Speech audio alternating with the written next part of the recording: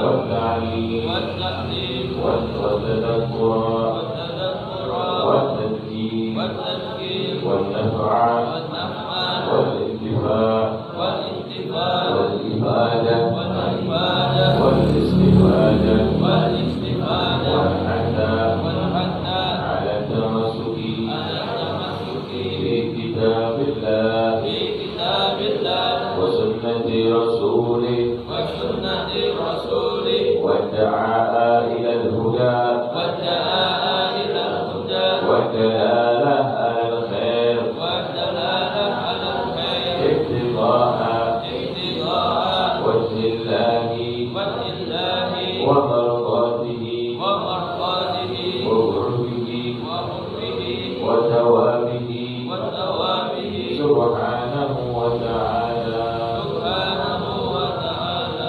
Alhamdulillah wassalatu wassalamu ala sayyidina Rasulillah Muhammad ibn Abdillah wa ala alihi wa sahbihi wa man wala. Subhanaka la ilma lana illa ma 'allamtana innaka antal alimul hakim. Rabbi shrah li sadri wa yassir li amri wahlul 'uqdatam min lisani yafqahu qawli. Alhamdulillah, segala puji kepada Allah Subhanahu wa taala. Di malam hari ini kita kembali dipertemukan untuk kita lanjutkan pembahasan kita kitab Tazkiratul Najat karya Syekh Shalih bin Sumar Al-Harawi. Di pertemuan yang lalu kita sudah membahas tentang masalah khutbah Jumat, dari syarat-syaratnya sampai rukun-rukun khutbah Jumatnya. Jadi mudah-mudahan itu bisa dijadikan patokan buat kita supaya nanti kita tahu ini mungkin kita bukan petugas Jumatnya, maksudnya mungkin kita bukan khotibnya, bukan DKM, tapi minimal kita pun sebagai pendengar, sebagai orang yang menghadiri sholat Jumat, kita tahu khutbahnya ini benar apa enggak, rukun-rukunnya terpenuhi apa enggak, ya. Dan dengan begitu jadi kita ibadahnya punya kualitas bagus, ya. Baik, itu kalau di kitab yang merah yang Anda pegang itu nggak ada bab tentang jenazah, tapi harusnya ada, ya. Di sini ada bab jenazah atau jenayah, ya.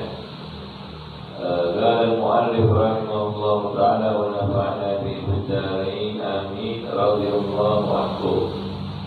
Faslun tentang jenazah, ini pasal tentang jenazah. Allazi yalzamu lil mayyit, allazi hal-hal yang dilazimi untuk mayit, lil mayyit arba'u qisal, ada 4 perkara besar yang perlu diperhatikan tentang ngurus mayit, ya. Ini 4 perkara besarnya umum. Yang pertama ghusluhu, memandikannya. Kemudian yang kedua watakwinuhu, kemudian mengkafankannya, membungkusnya dengan kain kafan. Wassalatu alaihi, yang keempat mensolatinya. Kemudian yang kelima wadafnuhu, dan menguburkannya. Jadi 4 hal. Pertama memandikan, mengkafani, mensolatkan, menguburkan, ya. Nah, sebelum kita masuk satu-satu bagian-bagian daripada itu, saya tidak akan membahas terlalu dalam tentang tata-caranya segala macam. Cuman kita akan membahasnya secara garis besarnya aja. Mudah-mudahan nanti mungkin beberapa tata caranya di masing-masing tempat agak sedikit berbeda. Tidak apa-apa. Yang penting secara pokoknya sama. Cuman mungkin nanti sedikit hal-hal yang tidak terlalu prinsip mungkin berbeda. Ya. Jadi hal sebelum yang harus kita perhatikan dulu, sebelum mayit dibilang mayit dia kalau sudah meninggal. Jadi sebelum dia meninggal, kita harus perhatikan dulu untuk orang yang sedang nazak, sedang sakaratul maut. Ya, kalau ada orang sedang sakaratul maut, maka kalau bisa, yang pertama ditalkinkan kalimat la ilaha illallah. Ya, kenapa? Ya supaya dia mudah mengucapkan kalimat la ilaha illallah. Dan kalau bisa, yang mentalkinkan jangan keluarganya. Kenapa begitu? Kesannya kita pengen orang tua kita atau saudara kita cepat mati, padahal itu sunnah. Jadi kenapa dianjurkan oleh orang lain untuk menghindari hal-hal kayak begitu? Kita nggak bisa ngatur, kita nggak tahu kan hati orang itu perasaannya bagaimana, dan orang juga nggak tahu hati kita bagaimana. Supaya keluar dari permasalahan itu, maka dianjurkan ya mentalkinkan orang yang sedang sakaratul maut jangan dari pihak keluarga, tapi dari orang lain. Kemudian yang kedua, juga dibacakan surat Yasin dan surat Al-Ra'd. Al-Ra'd, ya, bacakan. Kemudian juga disunahkan untuk mensiwaki dia dan mewudukannya. Kalau dia wudu terus sakit, ada di rumah sakit nih, nggak begitu. Kalau emang nggak bisa, nggak usah dipaksa. Tapi minimal kan disiwaki bisa. Dulu Rasulullah SAW ketika sedang nazar itu dia memberi isyarat, Sallallahu Alaihi Wasallam memberi isyarat kepada Sayyidah Aisyah radhiyallahu anha. Dia mengisyaratkan tentang meminta siwak. Udah nggak pakai ngomong lagi, cuma mengisyaratkan. Kemudian Sayyidah Aisyah memberi, oh ini minta siwak. Karena emang kebiasaannya Rasulullah bersiwak. Dia minta siwak. Makanya di dalam ungkapan bahasa Arab itu al-adlu yang berbeda. Orang yang berakal itu kalau dia sudah berakal cukup dengan isyarat aja ngerti. Makanya anak kita tuh kalau masih kecil-kecil mungkin kita kasih isyarat belum ngerti ya. Tapi kalau misalnya akalnya sudah berjalan, dia mau melakukan kesalahan kita cuma bilang ngerti. Oh ini Pak ayahnya nggak suka nih gitu. Atau misalnya di cuma gitu aja dia ngerti, oh suruh buru-buru, suruh cepat-cepat. Nah gitu. Itu Sayyidah Aisyah radhiyallahu anha digodain sama Rasulullah mau minta siwak. Kemudian Sayyidah Aisyah segera mengambil siwak yang baru, kemudian dilembutkan ujungnya itu dengan giginya, dikunyah dulu kan, itu biar lembut giginya. Kemudian diberikan ke Rasulullah SAW, kemudian Rasulullah bersiwak. Salah satu faedah dari siwak juga memudahkan untuk dicabutnya nyawa. Kan? Bersiwak. Jadi jangan lepas siwak dari kantong. Kalau emang ada punya, kalau bisa beli beberapa. Taruh di mobil satu, di tas satu, di rumah, di kamar satu, di kamar mandi satu, tempat duduk satu, di mana-mana bawa taruh aja. Jadi kalau kita lupa di sini ada begini, sama ada, ya. Habis makan siwak.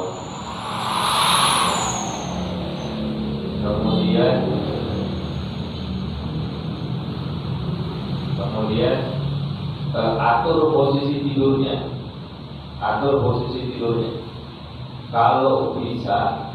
Kalau bisa tidurnya miring, dia kiblat soalnya. Nah, kalau bisa dia kepalanya di sono, dia miring ke arah kiblat.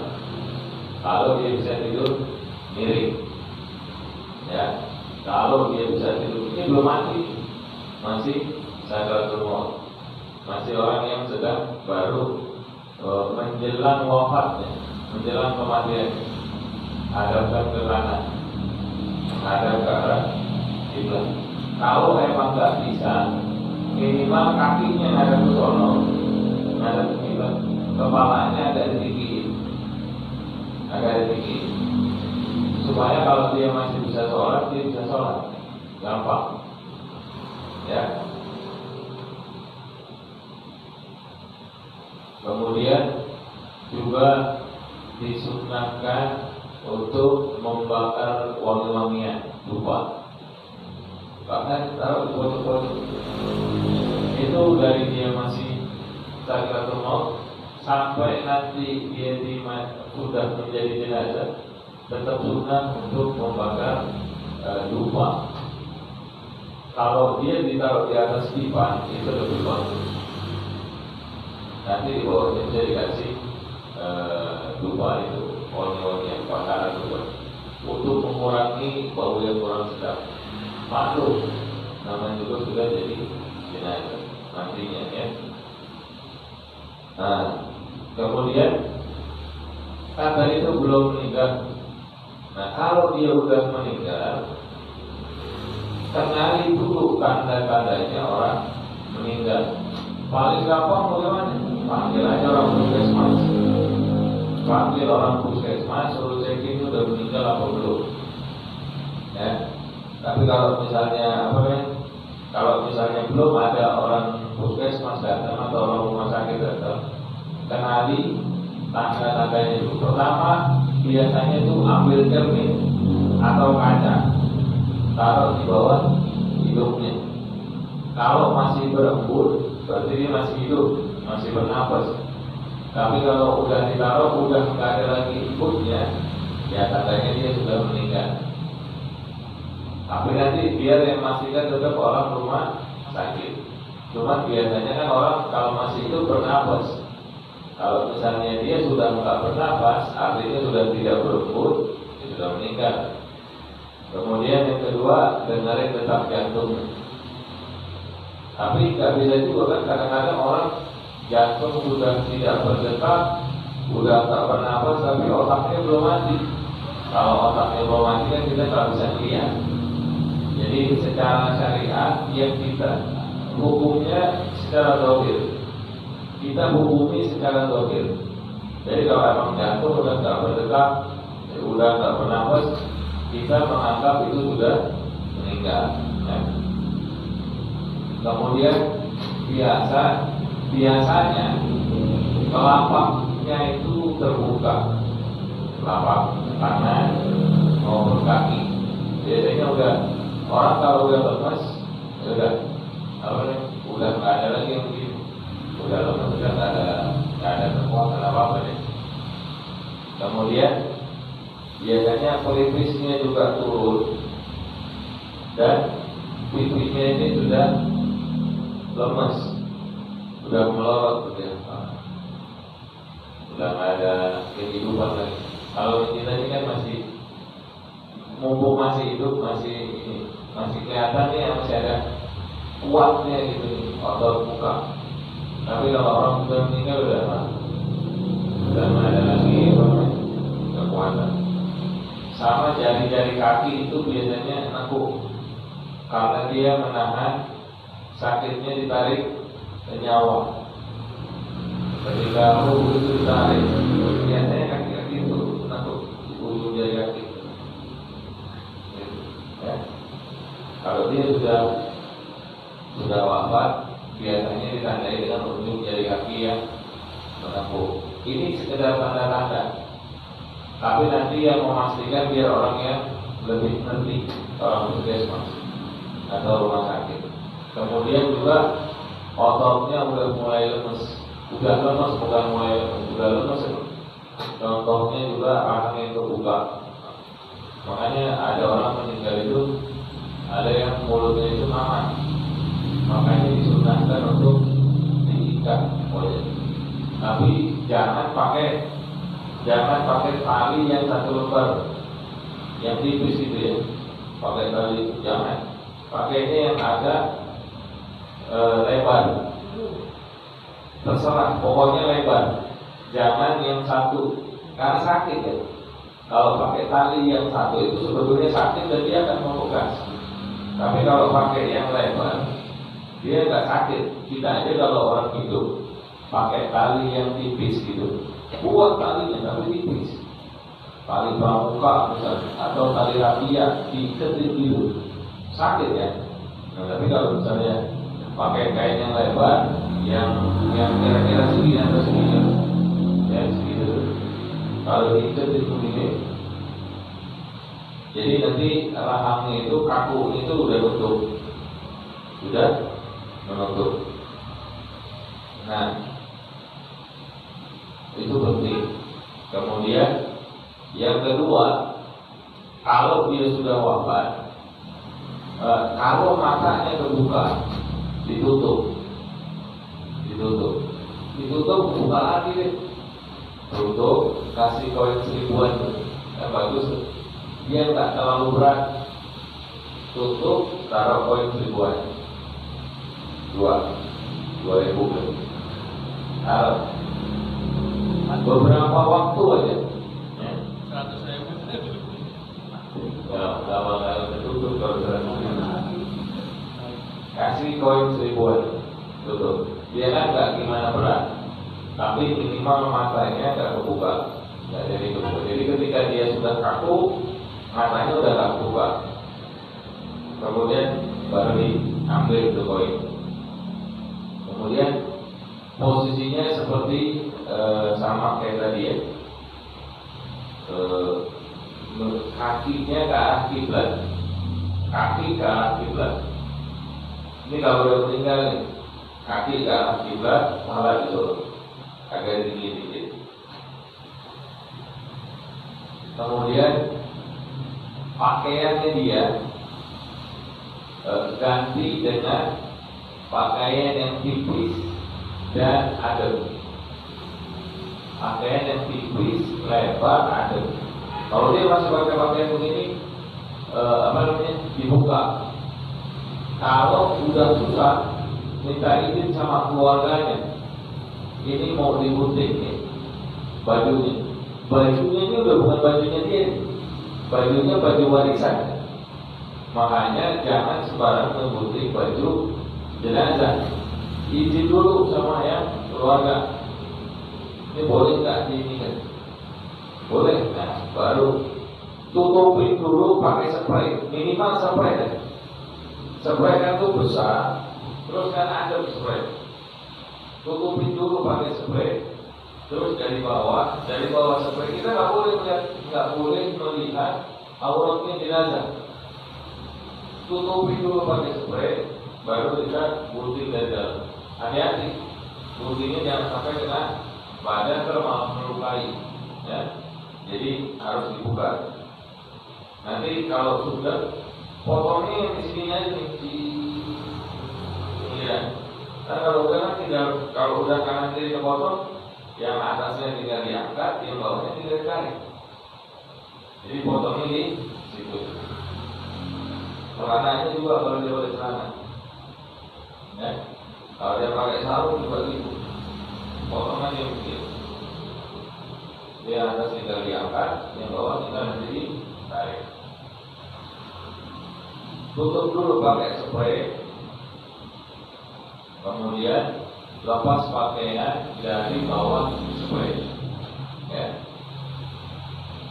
Izin dulu ke ahli waris. Ini saya ulangi lagi. Izin dulu ke ahli waris.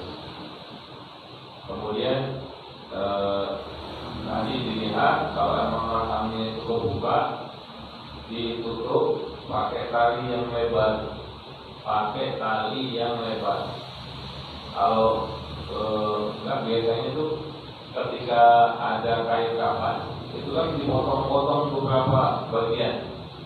Itu salah satunya adalah untuk mengikat rahang ini supaya tertutup, jangan kebuka lagi.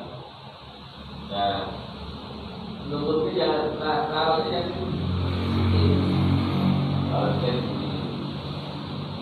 kan lebar deh. Karena kalau misalnya dia udah kaku dibuka, dia nggak bakalan dibuka lagi. Udah kaku deh. Kemudian jari tangan sama kaki itu kali tenur kaki, tarik pakai yang lebar juga, ya. Kakinya juga gitu. Kemudian persendiannya itu dilemesin. Ini kalau baru meninggal, lemesin, pakai apa namanya? Yang zaitun sendi-sendinya dilemesin. Ya, biar gampang kan dimandi. Kalau dia kaku, mau dimandiin kan susah. Nah ini kalau orang yang ngerti dari awalnya itu sudah dilemesin, dibikin. Kita kalau misalnya kita latih aja, ini udah jadi mayit, kita latih jadi ya, dilemesin gitu ya, latih gerak-gerakin. Sekarang misalnya, sekarang kita 10 menit lagi dilemesin lagi. Jadi dia ketika kaku enggak yang apa ya, maksudnya ketika sudah lama bukan kakunya bukan yang kaku gitu, tapi masih bisa ditekuk. Dia punya sini juga, kan mau diangkat-angkat tuh di kanan kiri gitu ya, kalian jari, tangan, siku, pundak, pangkal paha sama punggung, jari kaki sama lutut. Jadi semua persediaannya yang gede, semua persediaannya yang besar itu dilemesin, dilemaskan.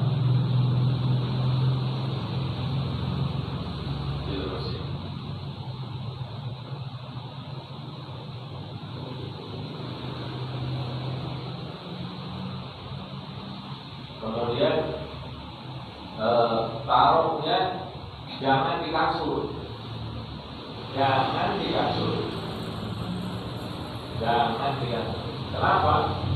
Kalau dia sudah jadi mayit, taruhnya di kasur, biar kata kasurnya empuk, panas nanti belakangnya.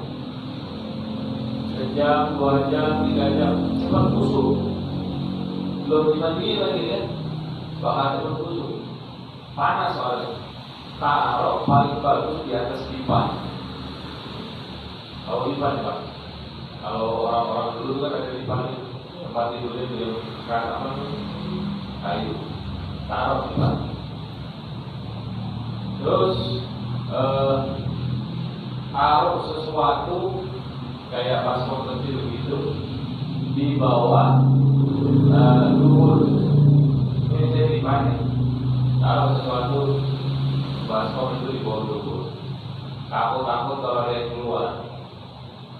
Sama di bawahnya juga, sampingnya baskom misalnya sudah kasihkan bakarin dupa, ya, wangi.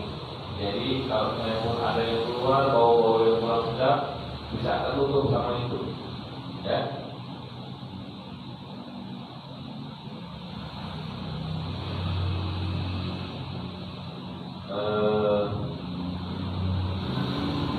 Kemudian hendaknya memberi atau menempatkan sesuatu di atas perut mayit, tapi yang tidak terlalu berat. Buat apa? Buat segampangnya nanti ketika mengeluarkan kotoran. Ya. Seberat apaan? Ya, kira-kira segini dah. Kalau ada yang seperti itu. Ini orang kalau saya nggak ngerti, dia tuh aneh. Ditaruh air, di bawahnya dikasih baskom, dikasih wangi-wangian. Jadi kita buat apa? Tapi itu sebaiknya dilakukan. Mungkin ada yang tidak melakukan ini, mungkin ada. Ya nggak usah nggak usah kemudian dianggap salah gitu prakteknya. Ini kan anjuran-anjuran, sunnah-sunnah, ya.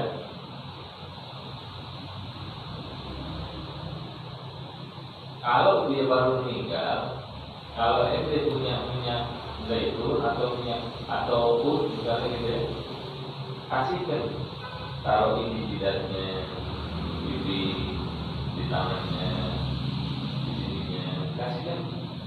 Biar apa? Orang kalau mau fitnah nggak jadi fitnah, wangi kan? Kalau dia baunya kurang sedap kan jadi omongan kan. Nah itu kurang bagus. Ya.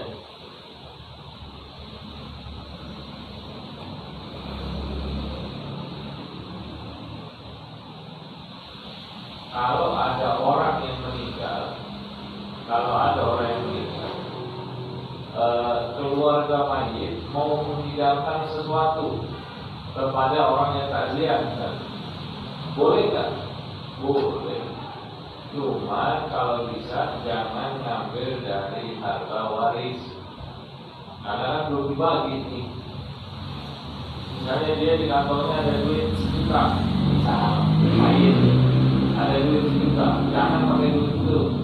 Kenapa? Karena itu duit bukan lagi duitnya si jenazah, sudah jadi uang waris, walaupun cuma 1 juta.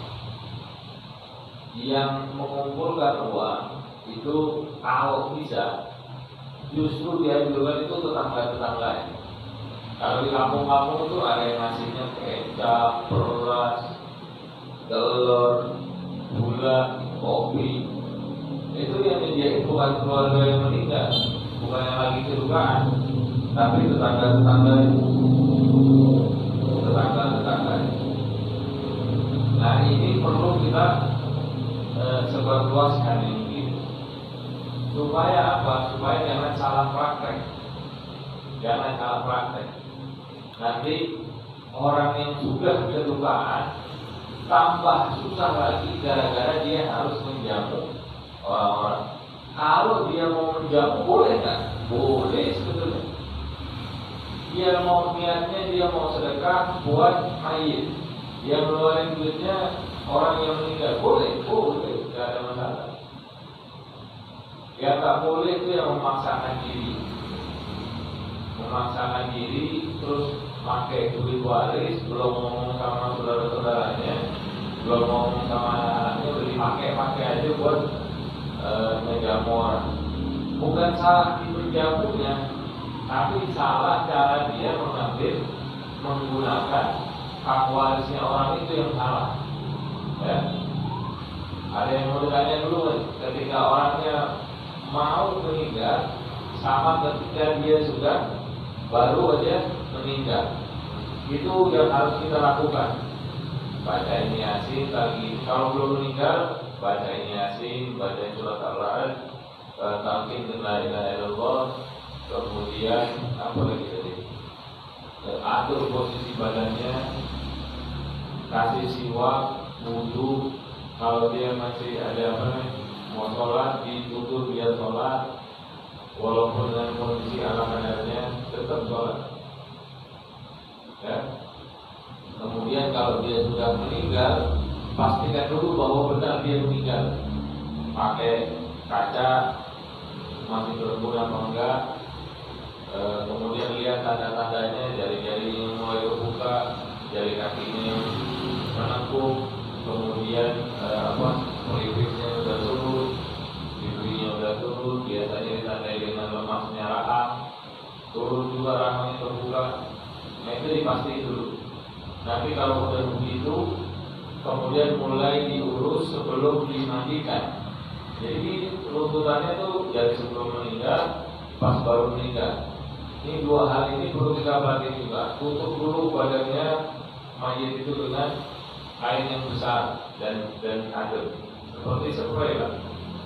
Spray, kemudian dari bawah spray itu kita baru gunting, izin dulu sama keluarganya. Ini saya mau gunting, boleh apa enggak?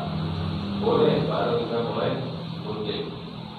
Sudah dilepas pakaiannya masih dalam keadaan tertutup, kita nggak boleh lihat aurat, walaupun itu aurat mayit. Kemudian dilemaskan persendiannya dari si mayit tadi, jari-jarinya, ya pokoknya inilah pergelangan, sikutnya, pundak, paha, kaki ke lutut, kemudian jari-jari kaki. Tempatkan di depan. Sekali lagi kakinya menghadap kiblat, kepalanya di sana, tutupin kain, taruh sesuatu di bawah kira-kira bagian tubuhnya takut-takut kalau ada yang keluar, di atasnya dikasihkan air, kemudian rahangnya itu kalau mau dibuka diikat dengan kain yang lebar, matanya kalau kebuka ditutup, kasih koin di atasnya dulu sampai beberapa waktu. Kalau koinnya diangkat, matanya udah akan terbuka lagi. Kemudian bakal lupa untuk mengurangi aroma-aroma yang kurang sedap karena ini sudah jadi mayit. Ya, ada yang bertanya dulu. Kalau misalnya ada kebiasaan yang berbeda, bukan berarti salah, bukan berarti itu salah. Cuman yang begini yang saya dapat waktu dulu belajar sama Ustaz Salim mau dulu. Ya, ada yang bertanya dulu. Cara tahkim itu bagaimana sih? Ada yang di terus berulang atau ada jeda? Kan kita nggak tahu itu ujungnya di mana gitu. Ya, jadi mentalkirkan mayit bacakan di pinggir kupingnya, pelan-pelan aja, Pak atau Umi atau Ayah atau Ibu, siapa lah ya.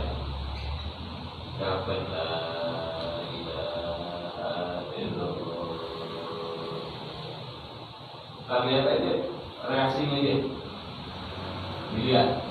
Kalau dia sudah berhasil mengucapkan la ilaha illallah, udah. Biar itu jadi kalimat terakhirnya dia waktu orang ini hidup di dunia. Siapa orang yang akhir kalimatnya hidup di dunia la ilaha illallah dan halal jannah.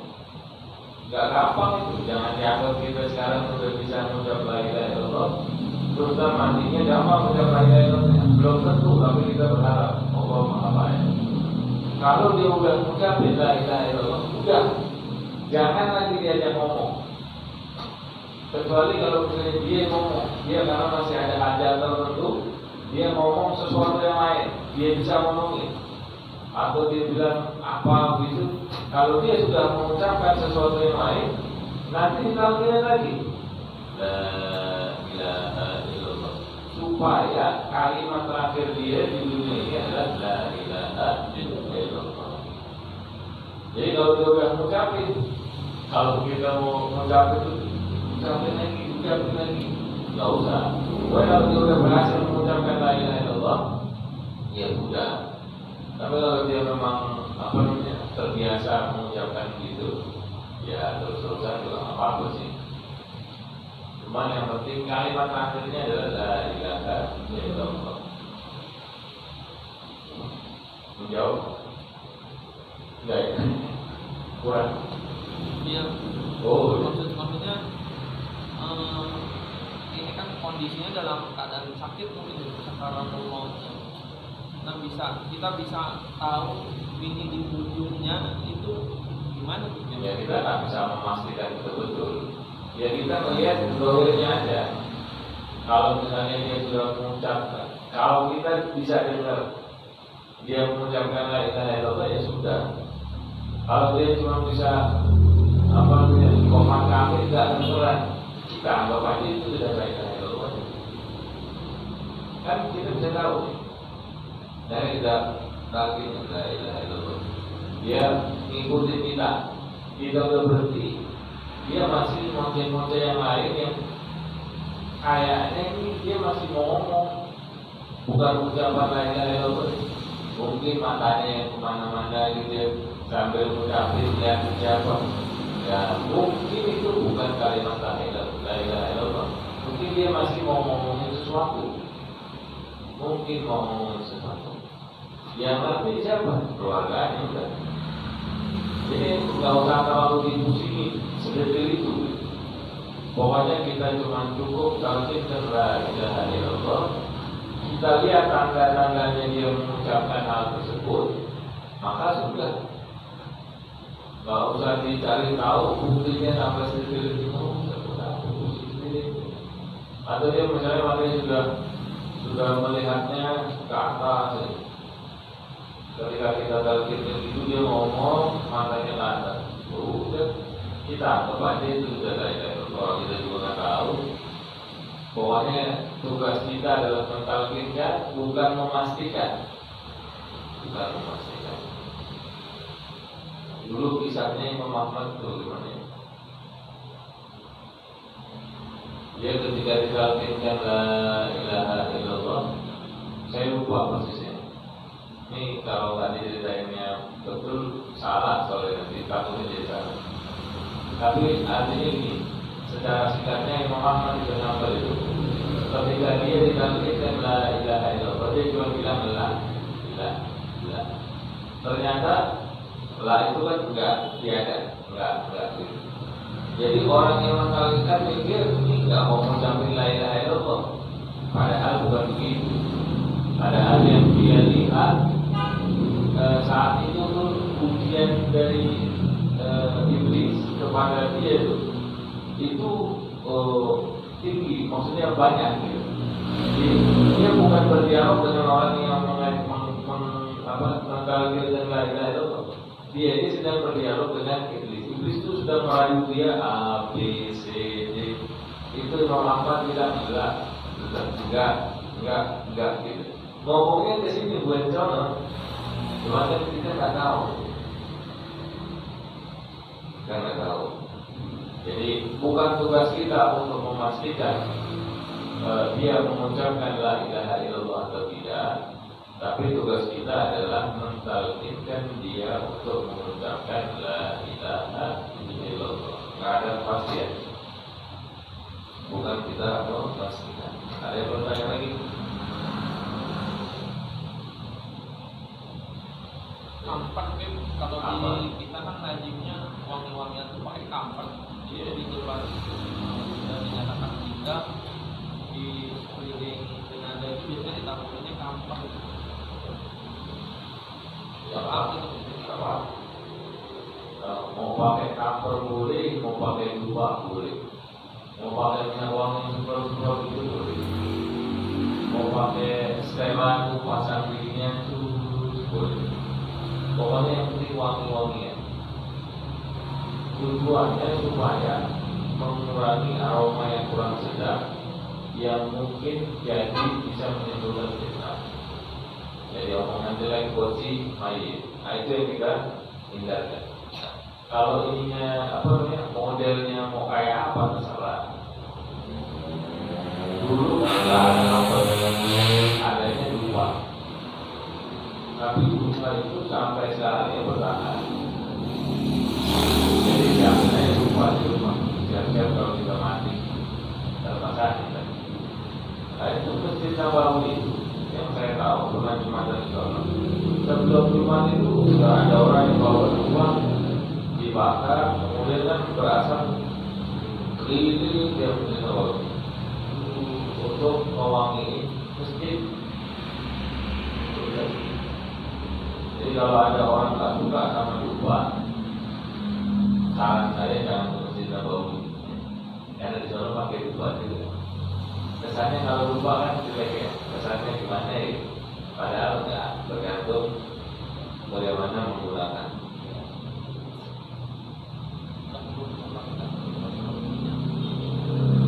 Ya, ada lagi?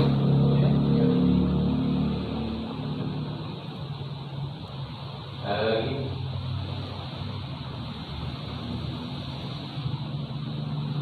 Ya. Kalau meletakkan mayit, Apa? meletakkan mayit tapi tidak di atas tipan gimana? Banyak ada di atas. Gak apa-apa. Kalau di bawah pun gak apa-apa. Cuma jangan di atas kasur. Karena kalau di kasur ini kan nggak bisa bernapas, jadi keturunan. Jadi dia cepat busuk belakangnya itu. Kalau ini dibawa malah nggak apa-apa, bagus. Kalau nggak dibawa di atas divan, jangan pakai kasur gitu ya. Apalagi kasur pusat. Kita kan di rumah biasa pakai kasur pusat yang tebal, tapi kalau ditaruh badan ambles gitu ya, itu malah lebih panas nanti. Jangan.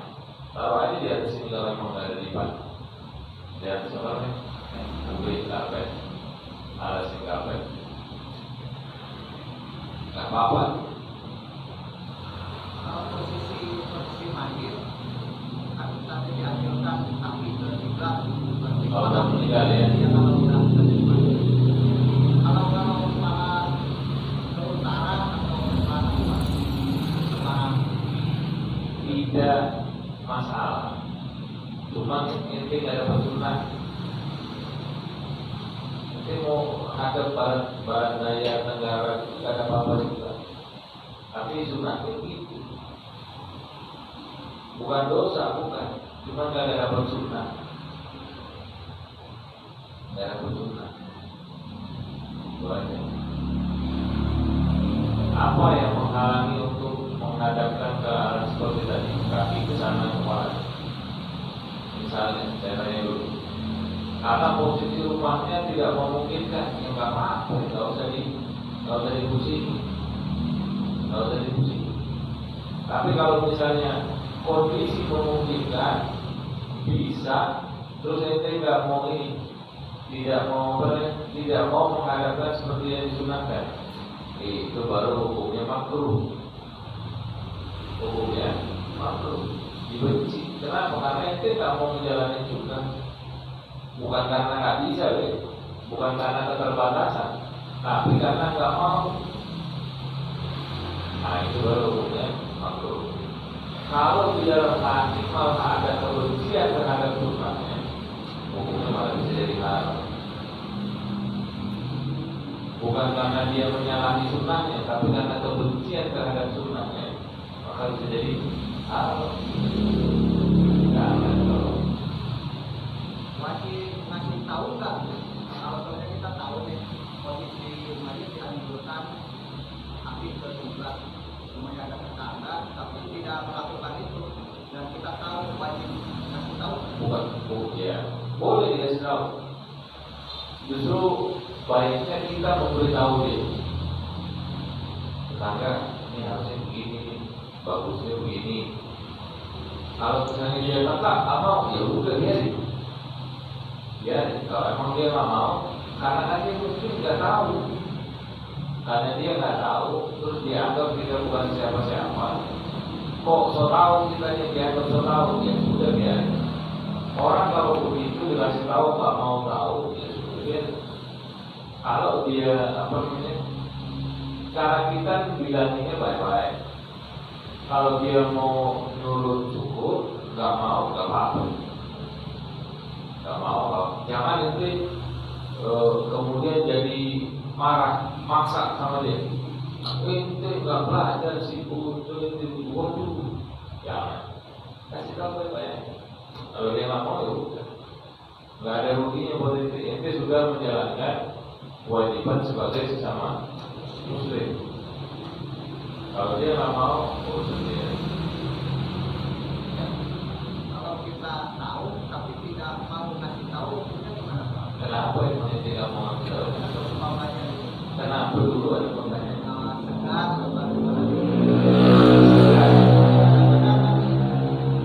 tidak ada keberanian dan Ya udah nggak usah kasih tahu kalau sudah. Jadi sekarang begini, saya mau tanya dulu. Kalau ada orang mau kepleset, gara-gara di depannya ada kulit pisang. Ini orang tua. Ente sekedar ngasih tahu. Kira-kira ente kasih tahu apa enggak? Kan ente sekedar. Karena ente sekedar. Ini orang tua nih. Nah itu menjawab pertanyaannya sebetulnya. Ente sebenarnya ini buat kebaikan dia sebetulnya. Ente mau ikutin mana? Sebenarnya ente apa ente mau ngasih tahu? Kalau ente nggak mau ngasih tahu, ya biarlah ente dia jatuh sendiri. Karena ente yang sedang gitu. Jadi kalau misalnya boleh, jangan diurusin sebenarnya, ini urusan kita beramal. Beramal baik tidak rusak. Udah kasih tahu kan juga banyak. Ente ketika memberitahu bukan berarti ente lebih tahu dari dia. Nggak boleh sombong kan? Kalau emang tahu, bilang aja, panggil pelan-pelan. Nggak usah sama bapaknya misalnya, dia meninggal misalnya kakeknya. Nggak usah ngomong bapaknya, sama anaknya dipanggil. Teman kita misalnya, bro, ini sebetulnya bagusnya parahnya seperti begini. Kok gitu? Kalau saya tidak bisa, saya ngomongin. Kalau nggak bisa, ya udah kan? Kalau misalnya dia bisa merubah, alhamdulillah. Kalau misalnya dia bilang, oh enggak, menurut usaha saya harusnya begini kepalanya. Oh ya sudah, nggak apa-apa. Kalau usah dibesar-besarkan, itu urusan menghadap kaki kemana, kepala kemana. Kalau memang ada orang yang tidak sependapat dengan hal itu, ya nggak usah digede-gede. Yang penting kan mayit, yang utama itu kan pada dimandikan, dikafani, disolati, dikuburkan.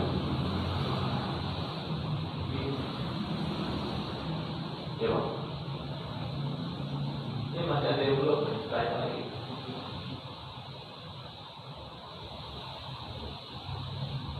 Perasaan posisi mayit kebanyakan berutang aja kepala itu. Maksudnya sebelum sakaratul maut tadi Ya. menghadap kiblat kan. Ya. Kalau posisi ke utara itu sama ya.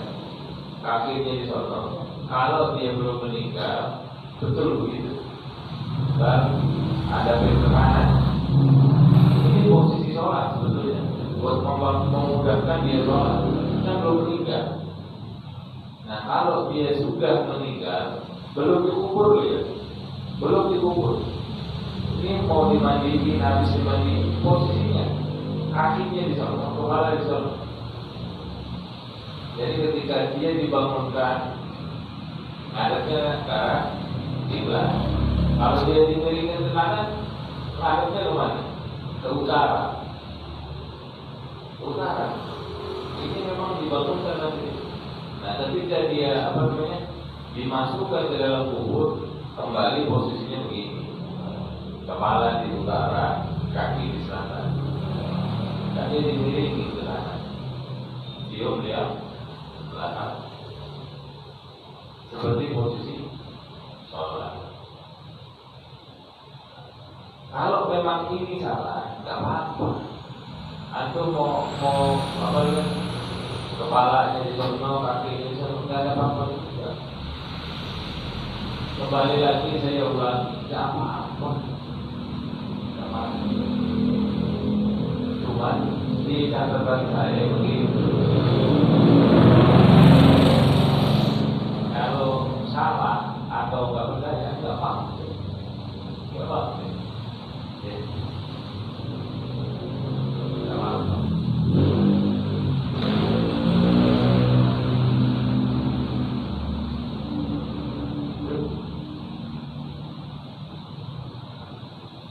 Ada lagi nggak yang mau tanya?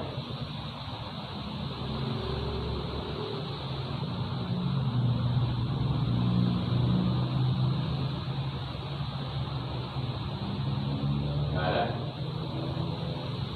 Nggak ada ya?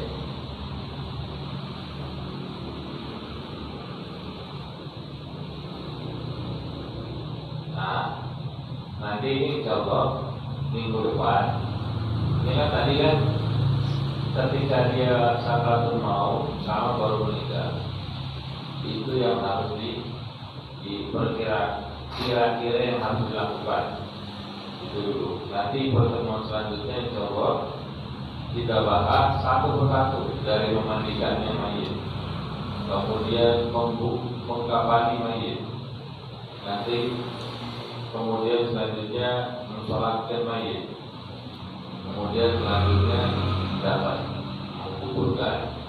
mengubur mayit, ya.